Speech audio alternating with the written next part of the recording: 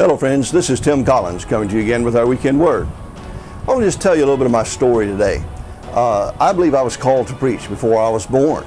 My mother said she heard the audible voice of God speak to her when she was pregnant with me, and from the first moment I could talk, I was preaching.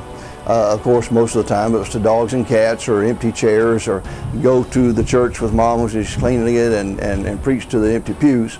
But I did preach my first Sunday morning service when I was 7 years old. A little country church outside of my hometown of Phoenix City, Alabama, Jernigan Assembly of God. The church is closed now and it's kind of run down, but we took a picture as we passed by the other day, and it just holds a lot of great memories for me. It was their first homecoming as a church plant, and so I was their guest speaker at 7 years old. 20 years later, I went back and preached their 20th homecoming. And so just a precious place.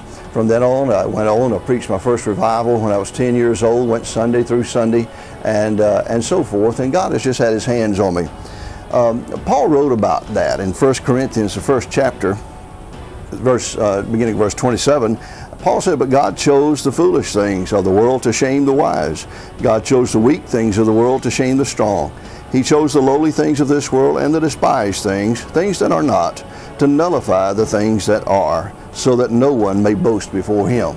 See, God uses whatever he wants to use. He's sovereign God. If he chooses to use a 4 or 5 or 6 or 7 year old child, he's God. He can do whatever he wants to do. A lot of times we criticize, we kind of mock or make fun of things that we think are, just not up to par. They really can't do very much for God. You'd be amazed what God can do with any piece of clay that's placed in his hands. You'd be amazed what God can design of it.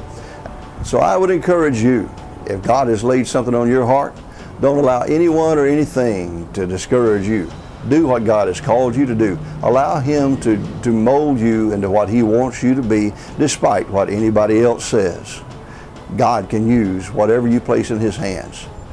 Well, I hope you'll be in church somewhere Sunday, worshiping God in spirit and in truth. God bless you. We love you.